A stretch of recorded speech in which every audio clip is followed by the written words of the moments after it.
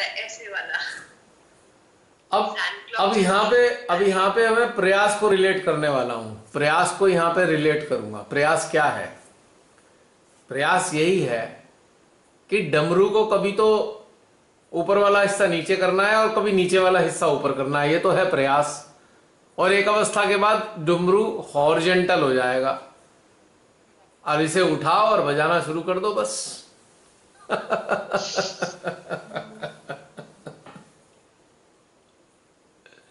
तो संसार में भगवान को देखो और भगवान में संसार को देखो।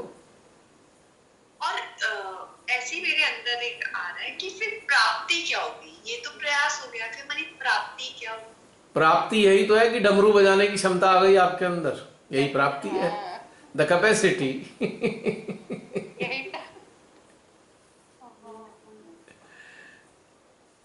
ये एग्जाम्पल तो बहुत ही सरल और गूढ़ हुआ। मतलब इसको बहुत तरह से समझेंगे तो बड़ी ऐसा लगेगा कि जैसे बहुत आसानी से सब चीजें हमने एकदम से हमें महसूस हो गई और हम सब कर पाएंगे।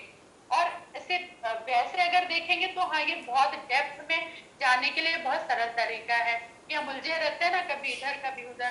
पर वो ऐसे ये सोच के ये एग्जाम्पल को अगर सामने रखेंगे तो बहुत ही मतलब बहुत इजी वे है एकदम किसी को समझाने का और खुद भी उसमें उतरने का।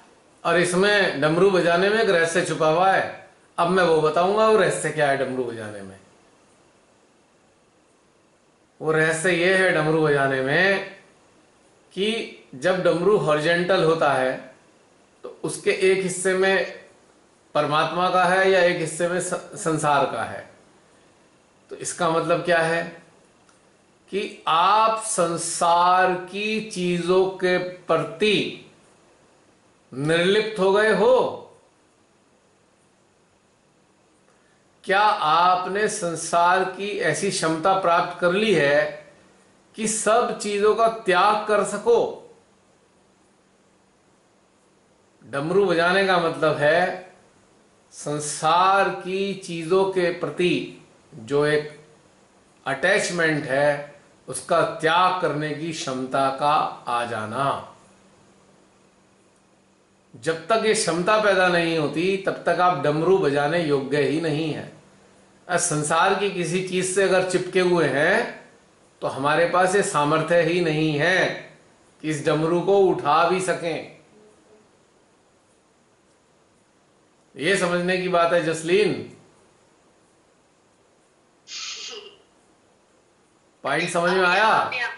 डमरू बजाना तो आसानी से मेंटल लेवल पे समझ में आ गया, पर इसके पीछे कितना सारा त्याग है।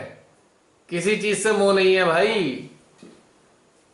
घटित होना भी तो होता है। पहले हम महसूस तो करेंगे घटित हुआ हमारे अंदर, हम एनालाइज करेंगे। ये प्रतीक है ना, डमरू बजाना है प्रतीक त्याग का, समर्पण का, डिटैचमेंट का, निर्लिप्तता का। सब कुछ हटो। अब तो ये फिर बड़ा हाईएस्ट लेवल होगा। मतलब यस, हम yes, this is the highest level. हाँ, आज हम कर रहे हैं, कल नहीं कर पा रहे, ये नहीं होगा। अगर हमने इसको अचीव कर लिया तो हम इन चीजों को त्याग करके ही आगे यहाँ तक आए, फिर यहाँ से वापसी भी नहीं। This is the highest level of awareness. और ऑफ एंड ऑन भी नहीं होगा, ये रहेगा फिर हमेशा ही का है, हमेशा का ही है। वही है कि ये अंदर इसको सजगता से करना पड़ेगा। जैसे अगर हम और आपने बताया था जैसे फिर वो ऐसा मानव क्या कहेगा? मैं सबके लिए तो हूं पर किसी का हूं नहीं। मुझे किसी की याद आ रही है।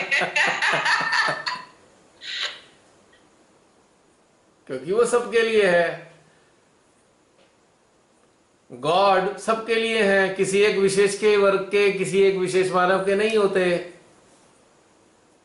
अच्छा, इसी से रिलेटेड एक क्वेश्चन आ रहा है। मतलब जैसे एक हम डिटैचमेंट फील करते हैं और एक विटनेस स्टेट फील करते हैं। और जब कई बार होता है विटनेस स्टेट में भी हम डिटैचमेंट फील कर रहे होते हैं। मतलब जैसे क्योंकि एक दूसरे नहीं, ये डिटैचमेंट, ये साक्षी भाव के बाद ही तो डिटैचमेंट आता है। ओके। या ये कह सकते हैं जब हम डिटैच होते हैं तो साक्षी भाव में होते हैं, लेकिन स्टेज है पहले साक्षी भाव।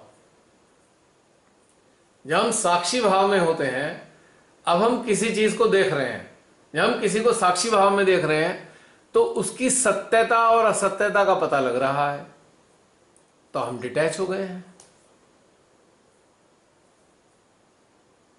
जब आप सत्य के साथ अटैच होते हो, जब आप सत्य के साथ अटैच होते हो तभी तो संसार से डिटैच होते हो।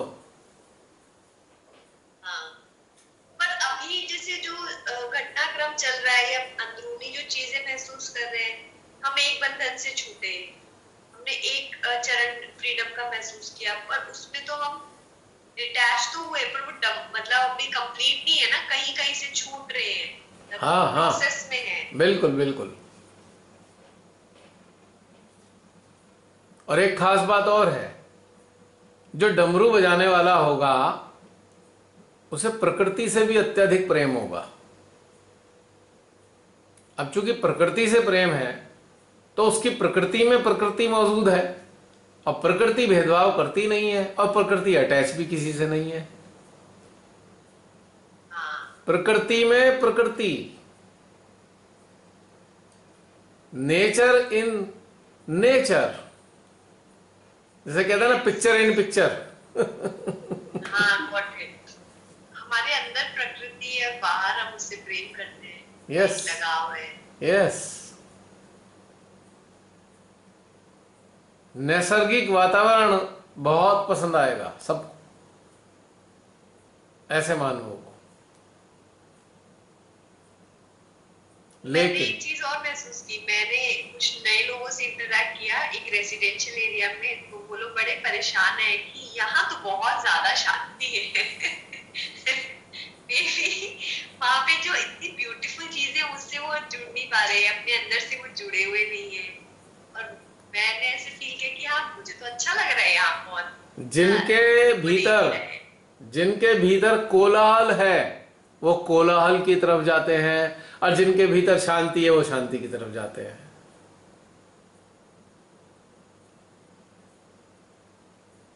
क्योंकि कोलाहल जिनके अंदर है वो कोलाहल की तरफ क्यों जाते हैं?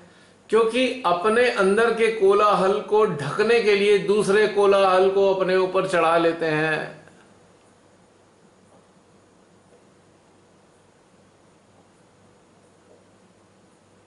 और जो शांति प्रिय होते हैं वो शांति की ओर चले जाते हैं, क्योंकि शांति के भीतर एक और शांति का उदय हो जाता है।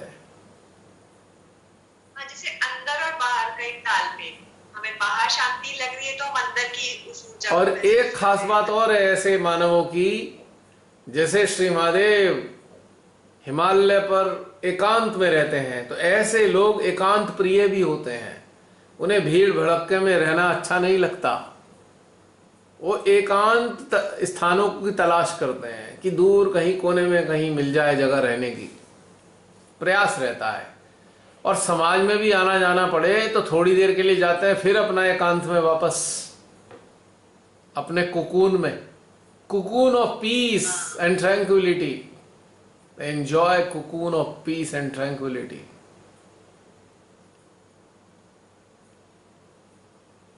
ये भी एक विशेषता है।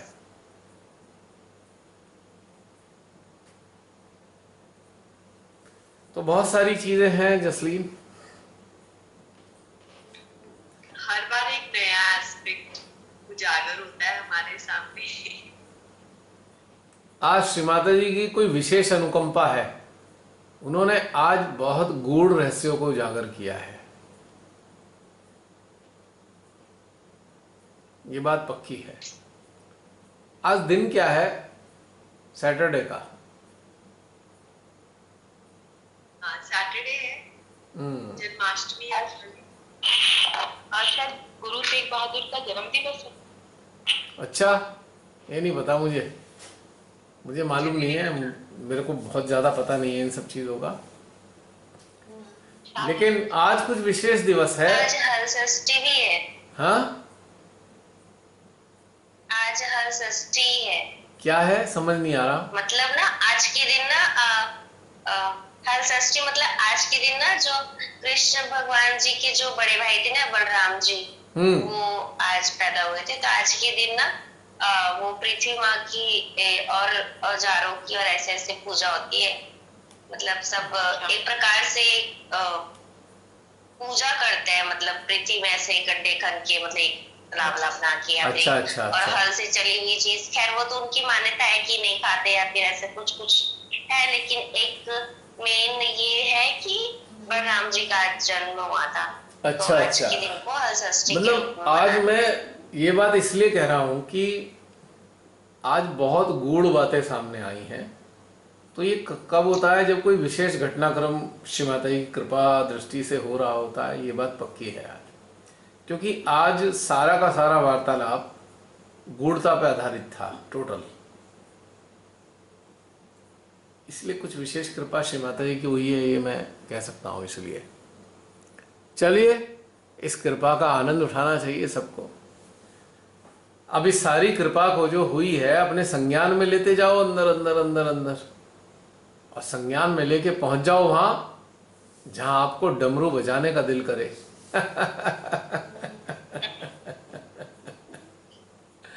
है प्रियंका? डमरू का तो बहुत ही सुंदर था। क्या बोला? सजग और संज्ञान का आप बताते हो ना रोज रोज, वो अब बढ़ रहा है। मतलब हम कर रहे हैं कोशिश। वो जरूरी है, वरना तब तक थोथा होता ना, थोथा चना बाजे गना, ऐसा फिर मानव जो है शोर तो बहुत मचाता है पर होता कुछ नहीं है उसके अंदर। तो हमें सॉलिड वाला बनना है। संज्ञान वो प्रक्रिया है जिसके कारण आप गहन होते हैं वास्तव में। अब खाली कनस्तर कितना डब करता है, अब उसमें एक बार सामान भर दो, फिर उसकी आवाज नहीं आती फालतू। जब वो उसमें से अगर आवाज भी आएगी तो लगेगा कि हाँ भाई कुछ तो है इसके अंदर भरा हुआ। जैसे शैलो रिवर का होता है, उथली नदी जो है बहुत शोर मचाती है, और गहरी नदी चुपचाप चलती रहती है, बस पता ही नहीं चलता उसकी गहराई का। पर महसूस हो जाता है कि नदी में गहराई है, उसके प्रवाह से पता लग जाता है, देखने से। और उथली नदी को शोर से पता लगाया जा सकता है, और गहरी नदी को उसके प्रवाह से पता लगाया जा सकता है। तो ये वाली चीजें हैं। चलिए, आज मां की बहुत अनुकंपा हुई। हा हा हा। और कुछ कहना है तो वरना समाप्त करें।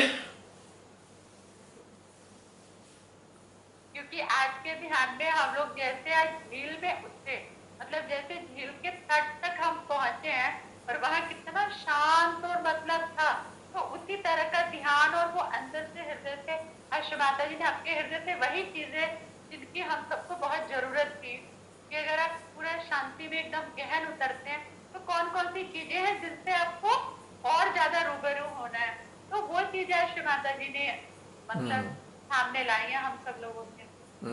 और आपका एकदम फ्लो बनते चला गया कि जैसे हम गहरे उतर रहे हैं वैसे ही वो फ्लो भी बन रहा है, कि वहां कोई रुकावट नहीं आई बीच में एक बार भी।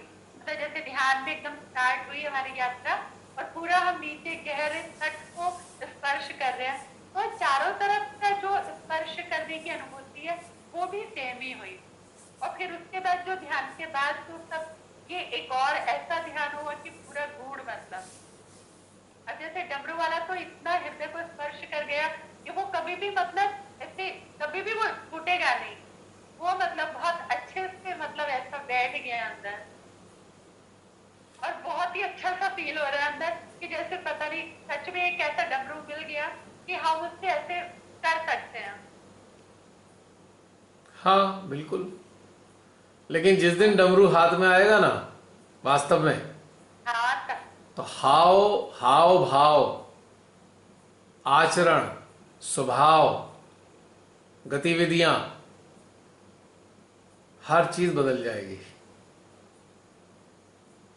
और वही हो जाएगी जो श्री महादेव की है। इतने ज्यादा सुंदर थे कि वो प्रेम के चरण कैसे पार करना है, बाह्य रूप से ही बदलाव आएगा जिस दिन डमरू हाथ में आएगा।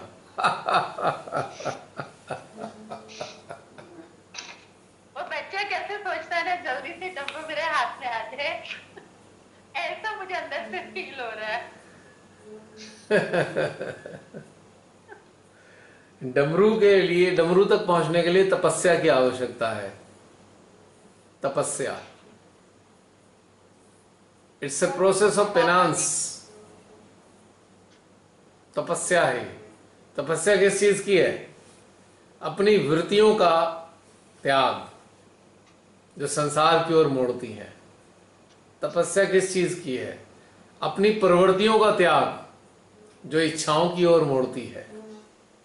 तपस्या किस चीज की है? अपनी आकांक्षाओं का त्याग जो हमें महत्वाकांक्षी बनाती है। तपस्या किस चीज की है? बाहर से भीतर की ओर की यात्रा की।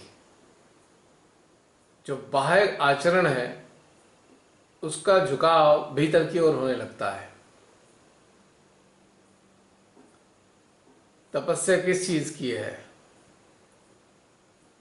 जो हम दिखाना चाहते हैं लोगों को, उससे हटकर सादगी की तरफ चले जाते हैं, अपने भीतर में सिमट जाते हैं। फिर हम किसी को कुछ दिखाना नहीं चाहते, हम अपने ही भीतर में अंदर समाये होते हैं। जो भीतर में समाया है वो कुछ नहीं दिखाना चाहता किसी को। समय समय पर उसका प्रकटीकरण होता रहता है। जो उसके अंदर है उस समय समय पर प्रकट होता है। तपस्या किस चीज की है? संसार के कर्तव्यों के साथ साथ ईश्वर के प्रति जो कर्तव्य हैं वो हमारे जीवन के अंदर शामिल हो जाएं। तपस्या किस चीज की है? अपने अंदर छुपी हुई उन समस्त ऐसी नकारात्मकताओं का समापन हो, जो नकारात्मकताएं हमारी साधना के उत्थान में बार बार आड़े आती रहती हैं। तो ये सारी तपश्चर्या की चीजें हैं। ये इतना आसान भी नहीं है। मानसिक रूप से हम आसानी से समझ लेते हैं, क्योंकि मानसिक रूप से समझने से हमें एक लाभ होता है कि हमारे सामने एक नक्शा होता है, एक मैप होता है, मैप जिस पे हमें चलना है। तो एक चल रहे होते हैं और इस मैप का मिलान कर रहे होते हैं, तो हमें एक विश्वास हो जाता है कि हम सही रास्ते पर चल रहे हैं। जहां हम जाना चाहते थे और जो मैप में वर्णित है वो दोनों एक ही बराबर है, एक समान है। तो नक्शों से रास्तों का पता लगता है और रास्तों पे चलने से नक्शे प्रमाणित हो जाते हैं। ये खासियत है। तो इसीलिए इस डमरू को बजाने के लिए तो ऊपर उठना होगा। अब भोलेनाथ जी जो डमरू बजाते हैं, भोलेनाथ जी जो डमरू बजाते हैं वो हिमालय पर बजाते हैं, जहां पे संसार नहीं बसता। जब हम अपनी संसारिक चीजों से ऊपर उठे हुए होते हैं तभी हमारे अंदर डमरू को बजाने की योग्यता आती है। संसार में किन्हीं कारणों से अटके हुए हैं तो ये डमरू हमसे अभी काफी दूर है, अभी और यात्रा करनी पड़ेगी। पर मन में दूर है, पर मन में वो मतलब हृदय में वो भाव तो है कि हमें वहाँ वो प्राप्त करना है। लक्ष्य मिल गया ना। जैसे हम किसी चोटी पे चढ़ना चाहते हैं तो हमारे सामने चोटी पे चढ़ना एक लक्ष्य है कि फला चोटी पे हमें जाना है, एक लक्ष्य मिल गया। अब यात्रा शुरू कर दी, धीरे धीरे धीरे धीरे अग्रसर होते हुए चोटी पर चले जाते हैं। एक समय आता है कि चोटी पर खड़े होते हैं हम, और कई बार असफल भी हो जाते हैं। बैड वेदर, वातावरण अचानक खराब हो गया, तूफान आ गया, बर्फ का तूफान आ गया, बर्फ के पहाड़ टूटने लगे, एवलांच आ गया। तो ये सब चीजें कई बार असफल भी बनाती हैं हमें। जैसे अभी आपने मैप का एग्जांपल दिया ना, ऐसे गूगल मैप देखो या मैप देखो तो ऊपर से लगता है यहाँ से लखनऊ आएगा, लखनऊ से दिल्ली आएगा, और ये मैप है आपका। पर जब उसको जूम करके देखेंगे उसमें इतनी सारी चीजें यस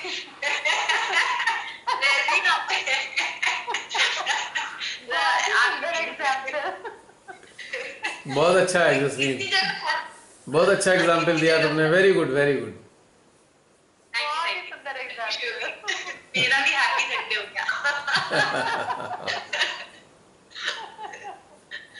तो ऐसी ढेर सारी चीजें निकल आती हैं। बहुत बहुत सारी, मतलब जैसे अभी तो दिख रही यही लक्ष्य है, फिर आपने बोला ना यहाँ फंसते हैं, यहाँ से निकलना है, तो यही सारी चीजें, बहुत सारी चीजें आएंगी, उसमें हमें हटना होगा, और फिर हमें दिखेगा हम यहाँ रुके हुए हैं, यहाँ हम अटके हुए हैं, ये चीज से आगे बढ़ेंगे। पर इस यात्रा में सजगता और सचेतता और संज्ञानता तीनों का होना जरूरी है, वरना कुछ पल्ले नहीं पड़ेगा। फिर दोहराता हूं, सजगता, सचेतता और संज्ञानता, तीनों चीजें चाहिए साथ में। अलर्टनेस, अटेंटिवनेस, है ना, सचेत अलर्ट हो गए ना, अटेंटिवनेस, अलर्टनेस और एक्नॉलेजमेंट, ट्रिपल ए याद रखना। बहुत इजी। और उस समय मुझे ऐसा लगता है जैसे मैं जो जीती हूँ, मानो हमने देखा कि हम यहाँ रुके हुए हैं, फिर वो पीरियड हमारा पॉज का हो जाता है, क्योंकि हम अपने आप को लगता है कि हम तो हट चुके थे इन चीजों से, फिर वो पॉज आता है और फिर हम अपने अंदर और जुड़ते हैं, फिर हम उन चीजों को ओवरकम करते हैं। पॉज जो आता है वो ऑब्स्टेकल नहीं है, pause is the preparation for another step. Yes. तो मैं सोचती हूँ मैं इन चीजों से फ्री हूँ, फिर मैं देखती हूँ, फेस करती हूँ कि नहीं अभी नहीं हुई मैं फ्री, फिर मैं रुक जाती हूँ, फिर मैं और प्रैक्टिस करती हूँ चीज मेडिटेशन में और अपना टाइम स्पेंड करती हूँ, अंडरस्टैंड करती हूँ, देन आई रियलाइज कि हाँ ऐसे ऐसे है। बहुत सुंदर। पहले कैसे होता था कि हम लोग एकदम बस ध्यान के लिए बैठते हैं तो हाथ खोल के बैठते थे, मतलब ऐसा था कि ऐसे ऊर्जा महसूस होगी या नहीं, पर अब कैसे धीरे धीरे अब वो अभ्यास में आ गया कि हमें हार्ट हमें कैसे वो सब चीजों का संकेत देता है, तो कुछ भी अगर हमें वहाँ पे फील हो रहा है तो वो हार्ट कैसे हर चीज को धीरे धीरे बताने की कोशिश करता है और हम उसको धीरे धीरे समझने लगे हैं। तो ये सबसे ज्यादा सुंदर चीज हो गई अभी अभ्यास में, मतलब अब एकदम से पूरा टेंशन पहले हाइट पे जाता है और ध्यान में आप कैसे कितना गहन हो, क्या आपको महसूस हो रहा है, तो वो हाइट के थ्रू आप महसूस करने लगे। इसी की आवश्यकता है। मुझे ना इसमें एक एग्जांपल और सा आ रहा है, बहुत ऐसे जैसे प्रेम की बात होती है शुरुआत में, जैसे होता है ना जब हम कोई डेट पे जा रहे हैं या किसी से बिलवड से मिलने जा रहे हैं, तो हमारे में बहुत ललक होती है ना कि क्वालिटी टाइम स्पेंड करके, अभी किसी से और कोई बात नहीं, कोई फोन नहीं और कोई थॉट भी नहीं। स्टार्टिंग में जब हम मेडिटेशन में जुड़ते थे तो हमारे अंदर बहुत सारी चीजें चलती थी और हम उनसे फ्री होने के लिए ध्यान में जुड़ते थे, और अब ऐसा लग रहा है या दिन में हम जब प्रैक्टिस कर रहे हैं कि ये टाइम मेरा बहुत प्रेशियस है, ओनली मी एंड माँ, ऐसा आ गया। उस समय अगर कोई थॉट भी आ रहा है तो नहीं जुड़ना ही नहीं है, बस अंदर ही रहना है।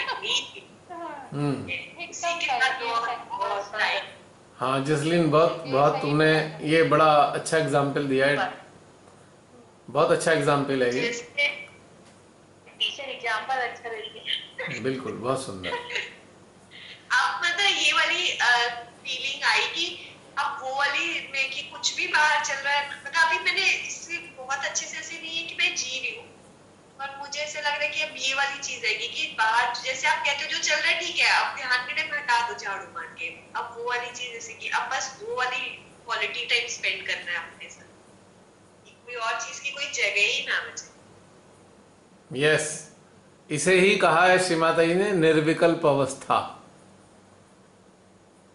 कि और कोई विकल्प ही नहीं है सिवाय इसके कि एकाकारिता ही निर्विकल्पता है। Oneness is the synonym of निर्विकल्पता, optionlessness. There is no option at all in this world except Shrima, except meditation, except oneness. Right Jasleen? और बोलो। और एक और एक और एक चीज एक्सपीरियंस करी उस दिन, मतलब ऐसे कहा आज तो ना मुझे आत्मा से ही रहना, आत्मा के साथ ही रहना है, बस मेरे साथ तो बात करो, बात करनी पड़ेगी। ऐसे ऐसे करके मैं बैठ ही रही थी, मेडिटेट कर रही थी, रात में बैठी रही, लेटी रही, ऐसे कुछ हुआ नहीं। फिर नेक्स्ट डे जैसे मैं काम कर रही हूँ तो कुछ क्वेश्चन आ रहा है, फटाफट आंसर आ रहा है, मतलब वो फिर अगले दिन जाके वो घटी हुई चीजें, तो मुझे बड़ा मजा आ रहा था। जैसे हम लोग मुझे ना प्रैक्टिस करनी पड़ेगी, इसकी प्रैक्टिस करो। वो जब कर रहा था, हालांकि बहुत सिली सिली चीजें थी, पर ऐसा लग रहा था हाँ है कोई मेरे साथ। तो मजा आ रहा था मुझे कि हाँ इन चीजों को हमें डेवलप करना है। ऐसे मतलब करते रहेंगे और मैं ऐसे बैठ गई ढीठ बन गई, मुझे मुझे बात करनी है, मुझे बात करो।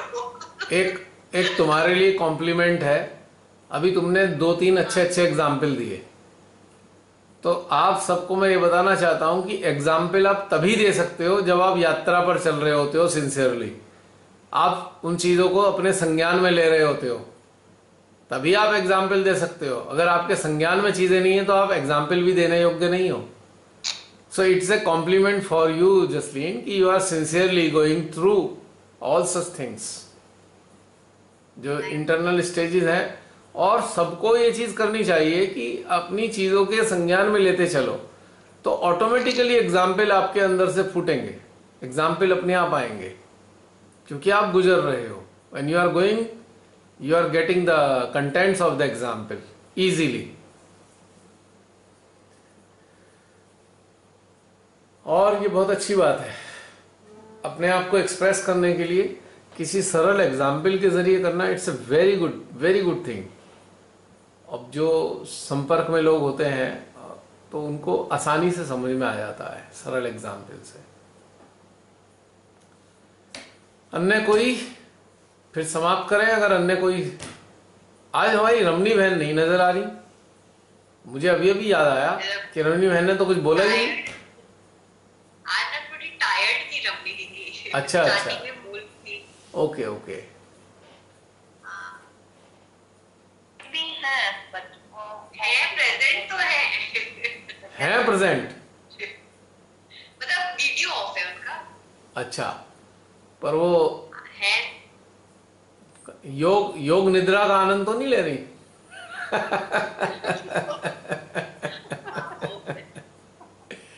रमनी दीदी ने मुझे बहुत मोटिवेट किया है, क्योंकि जब भी उनकी बात होती है ना, और उनमें इतनी अलर्टनेस है और इतनी डेडिकेशन है, शी हाईली मोटिवेट्स मी कि मुझे भी ऐसा करना चाहिए।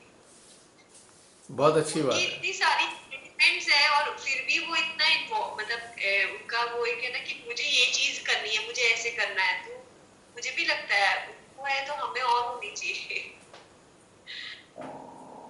बिल्कुल बिल्कुल, हम सब एक दूसरे के साथ जुड़े होते हैं तो एक दूसरे को मोटिवेट करते हैं, इंस्पिरेशन बनते हैं एक दूसरे की। यही सच्ची सामूहिकता की पहचान है। जो सच्ची सामूहिकता होती है वो ऐसी ही होती है, एक दूसरे से एक दूसरे को प्रेरणा मिलती है और एनर्जी का भी सहारा मिलता है। हाँ, लास्ट वीक आपने कहा था इस हफ्ते एक चीज की, ये तो आप पहले ध्यान में बताया है आपने, बट लास्ट वीक आपने ऐसे कहा था इस हफ्ते पूरी सामूहिकता के साथ हृदय में ही ध्यान करो, बार बार करो, जब भी ध्यान में बैठो। तो वो किया मैंने और मैं अपने अंदर बहुत चेंजेस फील कर रही हूँ, मतलब एकाकारिता में, ऊर्जा में। अब सामूहिकता को और व्यक्तिगत ध्यान को मैं इस चीज से एग्जाम्पल देना चाहूंगा। जैसे कि आप फ्रूट खाते हो, केवल एक ही फ्रूट खाते हो रोज, केवल एक ही फ्रूट, हर बार रोज एक ही तरीके का फ्रूट खाते हो। जैसे मान लो कोई सेब खाए, वो हर बार सेब ही खाए, बस सेब ही खाए, सेब ही खाए। अगर आप 5-7 तरीके के फल खाओगे तो शरीर के बाकी अंगों को भी लाभ मिलेगा उसका, क्योंकि हर जो फल है किसी एक अंग के साथ कनेक्शन है उसका बहुत गहरा। तो सामूहिकता भी एक मतलब मल्टी काइंड्स ऑफ फ्रूट्स की तरह है जो बेनिफिट देती है। अब इंडिविजुअल लेवल पे आप एकदम रट्टाफिकेशन वाला ध्यान करते हो ना, हमेशा रोज एक सा वही, पैटर्न, एक ओल्ड पैटर्न वाला, तो आपको कोई बेनिफिट नहीं होता उससे। बल्कि होता क्या है कि जो एक हमेशा फल खाते हो उसका भी फायदा होने की जगह धीरे धीरे नुकसान होने शुरू हो जाएंगे। वही फल जो फायदा दे रहा था वही नुकसान देना शुरू कर देगा आपको। तो इसलिए कई सारी चीजें होनी चाहिए खाने में, हमेशा एक ही चीज नहीं खानी चाहिए हमेशा। इसी प्रकार से हमेशा एक ही तौर तरीके से ध्यान में नहीं जाना चाहिए। जसलीन एक मिनट होल्ड करना, जरा चेंज कर लो। हाँ बोलो। बस मेरे अंदर से अभी कुछ आ नहीं रहा। ओके, अगर सबके अंदर से आना बंद हो गया हो तो फिर जय श्री माता ही बोल दें।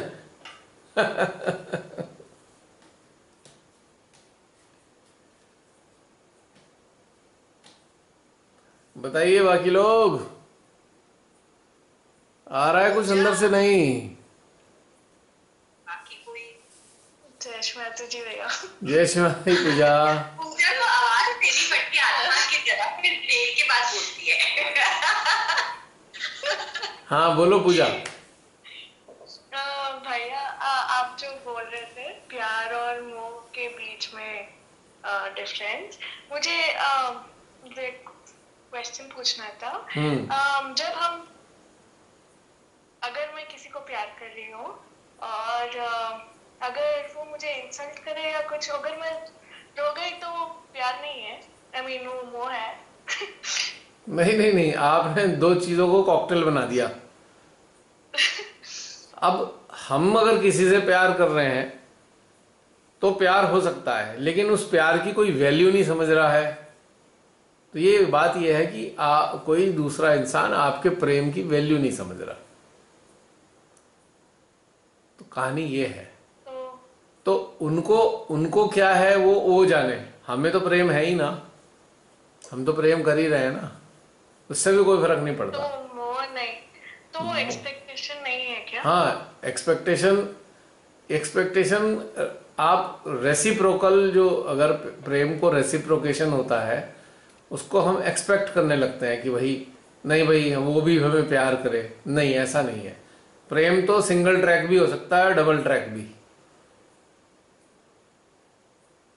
तो अगर कोई इंसल्ट करे तो हमारा तो क्या आप है? इंसल्ट करें तो आप उससे दूरी बना सकते हो, पर उससे जरूरी नहीं कि प्रेम कम हो जाए। It is not necessary. लेकिन अगर वो इंसल्ट ह्यूमैनिटी के खिलाफ हो तो वो फिर आपको दूरी बना लेनी चाहिए। हर स्तर पे आपको डिस्टेंस पैदा कर लेना चाहिए, क्योंकि वो मानव फिर आपके प्रेम के योग्य नहीं है। That person is not capable to perceive your love. तो रिसेंटली मैं एक्चुअली मेरा दिन बहुत अच्छा चल रहा था और मेरे से बहुत प्रेम बह रहा था, बट ऐसे ही मैंने कुछ कर दिया। बट तो मेरे दोस्तों ने सब इंसल्ट किया मुझे, तो मुझे दुख लगा। बट दुख के बाद में मेरा सेंटर हार्ट, राइट हार्ट और लेफ्ट हार्ट थोड़ा बहुत दर्द होने लगा, लाइक फिजिकल दर्द हो रहा था। तो मैं सोच रही थी कि ऐसे फिजिकल दर्द क्यों हो रहा है। मैं बता रहा हूं क्यों हो रहा है। आपने सच्चे हृदय से किसी को प्रेम कर रहे हो आप, ठीक है? वो प्रेम उसके अंदर बैठे हुए देवी देवता रिसीव कर रहे हैं, और जब वो इंसान उस प्रेम की इंसल्ट कर रहा है तो उसके देवी देवताओं को कष्ट हो रहा है। तो उस कष्ट का रिफ्लेक्शन आपके सिस्टम में आ रहा है, यानी कि उस मनुष्य के देवी देवताओं को अच्छा नहीं लग रहा कि वो इंसल्ट कर रहा है। तो उनके देवी देवताओं की पीड़ा आपके हार्ट में रिफ्लेक्ट हो रही है। तो जब ऐसी कंडीशन हो तो अपने जो सेल्फ रिस्पेक्ट है, सेल्फ एस्टीम को रिगार्ड देते हुए दूरी बना लेनी चाहिए। Make a distance from such people. प्रेम होना अलग चीज है। अब जैसे मान लीजिए आप हो, आप अपने बच्चे को बहुत प्रेम करते हो, आप उस बच्चे से कुछ भी नहीं चाहते, you do not expect anything from your child, but your child creates problem. आपकी इंसल्ट करता है, आपको अपमानित करता है, आपको गाली देता है, तो आपका प्रेम कम नहीं हो रहा है, पर आपने क्या किया कि इसे समझ नहीं है, दूरी बना लो। आप उससे बाहर से दूर हो जाते हो। Externally you make a distance, but you have love for your child. तो प्रेम सिंगल एक तरफा भी होता है और प्रेम दो तरफा भी होता है। ये तो वो बात हो गई ना कि हमारे प्रेम को कोई रिस्पेक्ट दे रहा है या नहीं, या रेसिप्रोकेट कर रहा है या नहीं, दैट्स अनदर एस्पेक्ट। इसका इससे कोई संबंध नहीं है प्रेम करने से। प्रेम तो नेचुरल है, जिससे है। अगर जिससे प्रेम है वो है, उसे पैदा नहीं कर सकते आप। यू कैनॉट प्रोड्यूस लव, या तो है या नहीं है। हाँ, अटैचमेंट को घटाया बढ़ाया जा सकता है, प्रेम को घटाया बढ़ाया, प्रेम बढ़ तो सकता है पर घटेगा नहीं।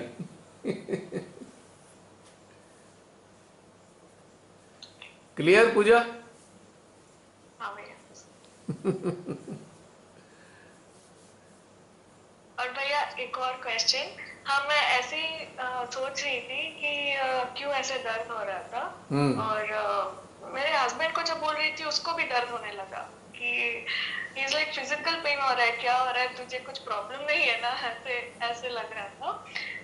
बट मुझे ऐसे ही लगा कि हाँ, ये शायद डायबिटीज का रिएक्शन होगा जो मेरे अंदर फील हो रहा है।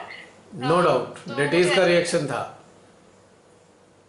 और एक और क्वेश्चन, शायद मेरा ये प्रॉब्लम पता नहीं, कहीं कहीं चीजों में मेरा लेफ्ट हाथ चुभन करता है, तो मुझे पेन होता है। तो मैं ऐसे ही इसके बाद ऐसे ही सोच रही थी कि महादेव को हर चीज से दर्द हो रहा है, क्या हो रहा है पता नहीं चला। तो ये बात सत्य है कि श्री महादेव को दर्द हो रहा है, लेकिन आपको अटेंशन के जरिए ही पता लग सकता है कि दर्द क्यों हो रहा है। आप फोकस करो, आप अलर्ट रहो, आप अटेंटिव रहो कि मेरे को दर्द हो रहा है, तो मेरा अटेंशन था कहाँ, किस पे अटेंशन था मेरा? अपने ऊपर था, अपने किसी थॉट पर था, या अपने किसी जान पहचान के था? तो ये आपको वेरीफाई करना पड़ेगा, तभी आप जान पाओगे कि महादेव को अच्छा क्या नहीं लग रहा। हो सकता है महादेव को आपकी बात अच्छी ना लग रही हो सकता है किसी और की बात ना अच्छी लग रही हो। हाँ, मेरा एक एरोगेंट थॉट आया बाद में, जब मुझे गिल्टी महसूस हुआ कि अरे महादेव को तो बहुत चीजें बहुत बुरा लगता है, ऐसे मैंने सोचा। बाद में ऐसे सोचा कि ऐसे ये मुझे पता है कि ये मैं ही हूँ जो मुझे बहुत सारी चीजें अच्छा नहीं लगता। एक्चुअल में क्या होता है कि हम जब हमारा अटेंशन किसी व्यक्ति पे गया तो हम अटेंटिव ही नहीं होते, हम एक्नॉलेज ही नहीं कर पाते कि हमारा अटेंशन हमारे पास नहीं है, किसी और के पास चला गया है। और उसके रिफ्लेक्सेस जब हमें आते हैं तो हम समझ नहीं पाते कि क्यों हो रहा है। तो हम सोचते हैं हमारे अंदर तो प्रॉब्लम नहीं आ गई कहीं।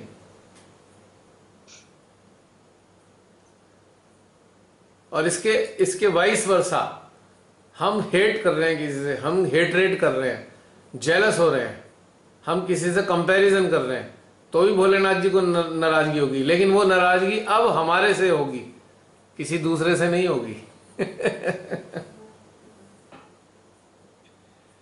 अगर हमारे अंदर ये इमोशंस होंगे नेगेटिव, तो फिर वो भोलेनाथ हमसे नाराज हो रहे होंगे। और यदि हमारा अटेंशन किसी और पे है तो उसके अंदर जो चल रहा है उसके कारण नाराज हो रहे होंगे। तो ये वेरीफाई करना पड़ेगा, अटेंटिव होकर, अलर्ट होकर, और एक्नॉलेज करना पड़ेगा। ट्रिपल ए, अलर्ट, अटेंशन और एक्नॉलेजमेंट। और भैया आजकल ना बहुत न्यूज देख रही हूँ मैं। हाँ। ऐसे लग रहा है कि मेरे पापा मम्मा जैसे शाम आके सिर्फ न्यूज चैनल के वही देखते रहते हैं ना, मुझे ऐसा लग रहा है कि मैं ऐसी कर रही हूँ।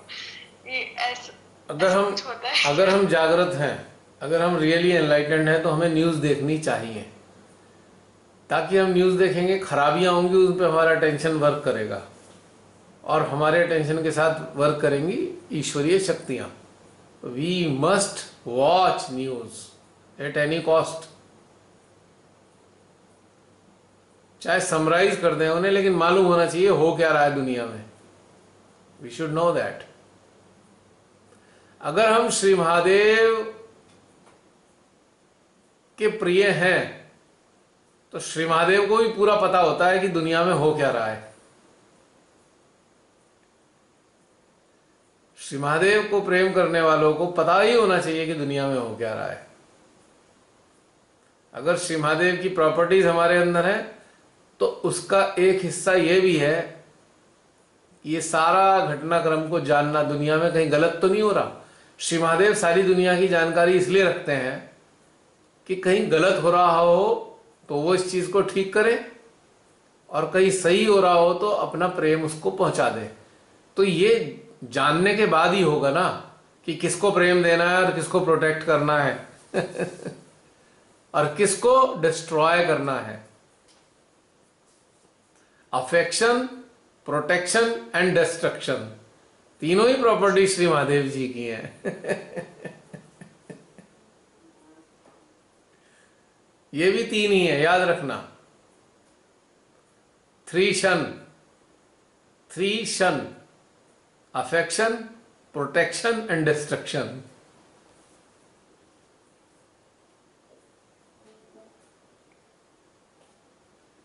तो उनकी प्रॉपर्टीज हैं। तो हमारे अंदर ये जिज्ञासा है कि ये हो क्या रहा है, हम जाने, तो अच्छी बात है, it's a very good sign. पर ये उनके लिए एप्लीकेबल नहीं है जो लोग कनेक्टेड नहीं है। और जो लोग कनेक्टेड नहीं है वो तो बस खाली अपने ब्रेन उसको भूख को शांत करने के लिए देखते रहते हैं, और वो ये देखने के लिए कि हमको क्या करना चाहिए, हम सिक्योर है या नहीं, हम प्रोटेक्टेड है नहीं, वो तो इसलिए देखते हैं। या किसी पार्टी वार्टी के साथ जुड़े हैं तो पार्टी क्या कर रही है। लेकिन महादेव जो देखते हैं उनका तो केवल तीन ही रीजन होते हैं, किसको प्रेम करना है, अफेक्शन किससे रखना है, किसको प्रोटेक्ट करना है और किसको नष्ट करना है।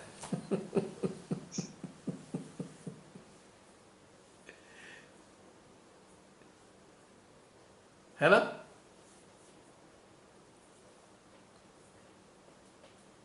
और उनकी एक खास बात और है, एक चीज भूल गया वो इससे हट गया है थोड़ी सी।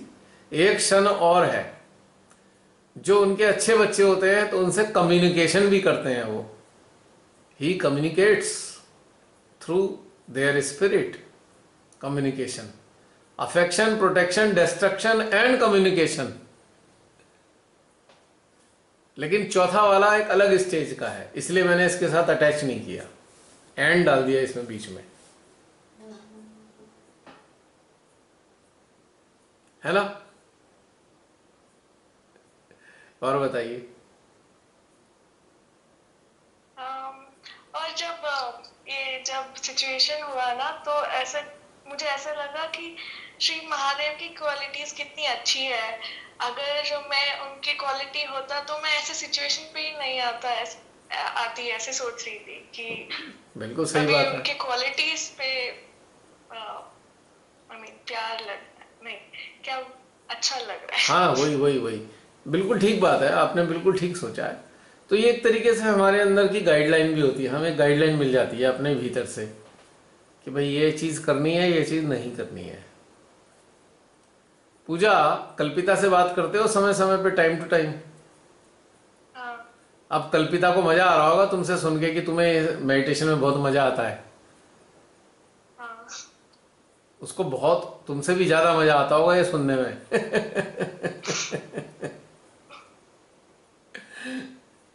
तुम्हारा ट्रांसफॉर्मेशन हो गया है, तुम्हारा अंदर का सिस्टम कैसा था और अब कैसा हो गया है, कंप्लीट ट्रांसफॉर्मेशन, कंप्लीट चेंज। और सिक्योरिटी ऑफ सेल्फ है अभी थोड़ा। सेल्फ का सिक्योरिटी है। हमेशा मैं डाउट करती रहती हूँ, अभी अब नहीं है, अब डाउट गया। हाँ, अगर मेरे जैसे लोग नहीं है तो भी ठीक है, लाइक अभी okay. All the doubts have turned about now.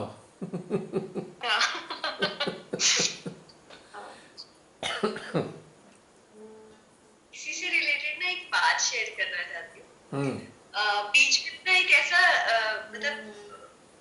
मतलब एक ऐसे सिचुएशन फील कर रही थी जिसमें सेल्फ डाउट आ रहा था। मतलब मतलब मान लो जैसे सांसारिक लेवल पे हो सकता है ये चॉइस सही नहीं हो या ये सही है और मैं अंदर से गलत फील कर रही हूँ। और मैंने ऐसे सोचा नहीं, अगर मुझे ये ठीक नहीं लग रहा इस समय तो मैं यही नहीं करूंगी, जो मुझे ठीक लग रहा है मैं वही करूंगा, मैं किसी से नहीं पूछने वाली इस चीज के लिए। बहुत छोटी सी चीज थी। तो मैंने ये देखा कि उसके जो मेरे अंदर उससे जो डिटैचमेंट घटित हुआ और मेरे अंदर उस चीज से एक होता है ना फ्रीडम घटित हुई। तो मैंने कहा कि हाँ, मेरे अंदर जो हृदयेश्वरी गाइड कर रही है मैं उसको डिस्कार्ड करती हूँ। अगर मैं छोटी छोटी चीजों में भी नहीं कंसिडर करती या मैं नॉन रियलाइज पर्सन से जब पूछती हूँ तो वो तो मुझे उस लेवल पे ही बताते, वो गलत नहीं बताते, पर वो अंदर की प्रेरणा को नहीं समझ सकते। तो हमें ये छोटी छोटी चीजें भी बहुत इंपॉर्टेंट है हमें अंडरस्टैंड करने के लिए और अपने अंदर रैपो बनाने के। तभी तो मैंने बोला always remember triple A, alertness, attentiveness and acknowledgement. And उसके बाद मुझे बहुत अच्छा लगा, मैं अपने डिसीजंस के साथ चॉइस के साथ जुड़ी रही, मुझे बहुत खुशी अंदर से फील हो रही थी।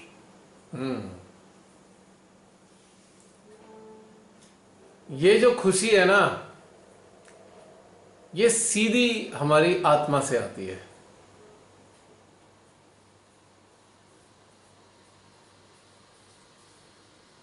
इसके लिए 2 लाइन आई पुराने गाने की याद मेरे को, सुना दूं? गाना आता नहीं है लेकिन सुना सकता हूं। 2 लाइनें बड़ी इंपॉर्टेंट हैं। ये जो हमारे पुराने जो लिखने वाले रहे गाने को, जिन्होंने बनाया, वो कितने जागरूक रहे होंगे, इस बात का एहसास है इन 2 लाइनों से। और उन्होंने ये गाना इस अवस्था के लिए बनाया है, किसी ने सोचा भी नहीं होगा। और जो उन्होंने ऐसे सुना होगा वो किसी और अंदाज में जान रहे होंगे, लेकिन एक्चुअल में बड़ी ऊंचे दर्जे की बात कह रहा है ये तुम्हारी इस बात पे। 2 लाइनें हैं। जो खुशी मिली है मुझको उससे कैसे मैं बताऊं। जो अंदर से खुशी मिल रही है, आपके पास शब्द नहीं होते बताने के लिए। और एक सेटिस्फैक्शन और एक कॉन्फिडेंस। जो गुजर रही है मुझ पर उससे कैसे मैं सुनाऊं। राइट? आप जो जी रहे होते हो, आप एग्जैक्टली वैसा बता नहीं पाते हो, कभी भी सुना नहीं पाते हो। तो ये सोचो कि जिसने 2 गाने लिखे इस अवस्था के लिए लिखे हैं कि जब एकाकारिता हो रही है और इतना मजा आ रहा है अंदर, हम उसे बता भी नहीं पा रहे, एक्सप्लेन भी नहीं कर पा रहे। और अंदर जो अनुभूतियां हो रही हैं, जिनसे हम गुजर रहे हैं, अंदरूनी स्तर पे जो गुजर रहा है, उसके पास भी, उसके लिए भी हमारे पास शब्द नहीं होते हैं। क्यों नहीं शब्द होते? क्योंकि वो सारे शब्द जो हैं संसार की बातों को बताने के लिए हैं। आत्मा की बातें बताने के लिए तो शब्द कोश छोटा पड़ जाता है ही नहीं उसके पास इतनी क्षमता। तो आत्मा की बातें कैसे पता लगती हैं दूसरों को? हमारे हृदय के बहते प्रेम से कम्युनिकेशन होता है। एक के हृदय से प्रेम फूटता है, दूसरे के हृदय में रिसीव होता है, तब ये कम्युनिकेशन कंप्लीट होता है। जैसे भी पूजा ने बोला कि पेन हुआ, वैसे ही हमें विपरीत भी होता है ना, हमारा हार्ट प्रफुल्लित होता है। बिल्कुल बिल्कुल, वाइस वर्सा। हाँ, तो इसका मतलब हमें प्रेम महसूस हो रहा है। यही प्रफुल्लन और दुखन दोनों ही अवस्था बताता है हमारा हृदय।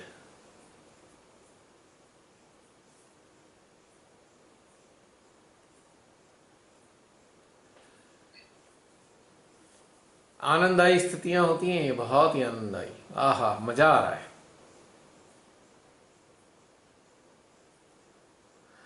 सारा संसार काल कवलित होने की स्थिति में आ रहा है। कर्तव्य प्रधानता के कारण पीड़ा भी हो रही है, पर भीतर में आनंद ही आनंद है। तो ये अवस्था भी महादेव वाली अवस्था है, श्री महादेव वाली। वो दुखी हैं, अन्याय हो रहा है इसे देख के दुखी हैं, पर अपने आनंद में आनंदित भी हैं। ये देखकर कि मेरे कुछ बच्चे आनंद का आनंद ले रहे हैं, तो इससे आनंदित भी हो रहे हैं। दोनों चीजें एक साथ चल रही हैं। ये डमरू की पहचान है, दोनों चीजें साथ चलेंगी, पीड़ा भी चलेगी और आनंद भी रहेगा। पीड़ा है, पीड़ा न्यूट्रल पीड़ा पीड़ा कर्तव्य प्रधान है और आनंद आत्मा प्रधान है। कितनी मजेदार बात है। हाँ, सेंसिटिविटी है इसलिए हमें पीड़ा हो रही है। और मैं जैसे अभी आत्मा से बहुत लगाव नहीं हुआ है, तो मेरे अंदर उतनी जॉय नहीं मैं महसूस कर रही हूँ, न्यूट्रल हूँ। यस, शायद यही आंसर होगा ना इसका। सेंसिटिविटी है इसलिए हम पीड़ा तो फील कर रहे हैं। ये सेंसिटिविटी है, तो सेंसिटिविटी है दूसरों के कल्याण के प्रति या दुख के प्रति, तो पीड़ा हो रही है, ठीक है। और इधर हम एकाकार हैं परमात्मा से, तो आनंद आ रहा है। हाँ, पर मेरे में तो अभी माइनस है ना, हम एब्सेंट है। तो अब मैं तुम्हारे लिए नहीं बोल रहा ना, मैं तो एक जनरल बात बोल रहा हूं। हाँ, मैं और समझ हम सबको अपना अपना आंकलन खुद करना है। स्वयं का गुरु कौन? जो स्वयं का आंकलन करे।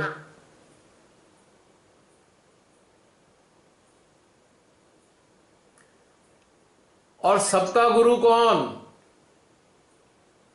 जो सबकी जागृति का प्रबंध करे। स्वयं का गुरु और सबका गुरु दो अलग अलग चीजें हो गई। तो स्वयं का गुरु वो है जो अपना भीतर का आंकलन करता है, और जो सबका गुरु वास्तव में कौन होता है? जो सबकी जागृति की व्यवस्था करता है, उस जागृति तक पहुंचाने में मदद करता है, उस जागृति में सहयोग करता है, और जो सारे संसार के कल्याण का भाव रखता है बिना किसी भेदभाव के, बिना किसी अपेक्षा के, बिना किसी मान सम्मान के। तो सबका गुरु।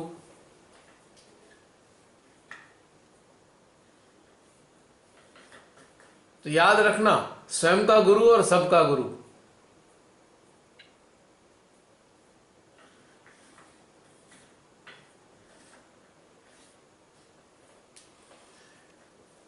बताइए जसलीन, समाप्त करें या कोई और अपने उद्गार प्रकट करने वाले हैं?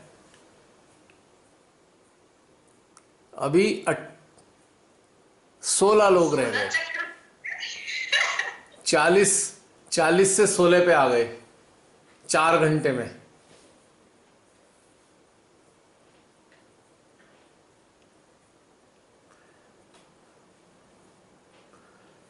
तो समाप्त कर दें फिर। अगली यात्रा तक के लिए सभी को जय श्री माता जी। परमात्मा से प्रार्थना है आप सबके लिए, जो YouTube पे ये सुन और देख रहे हैं, उन सब के लिए भी परमात्मा से प्रार्थना है कि सभी जागृति के मार्ग पर चलने वाली जीवात्माएं अपनी वास्तविक जागृति को प्राप्त हों और इस डमरू को बजाने की योग्यता धारण करें। आमीन। जय श्री माता जी। जय श्री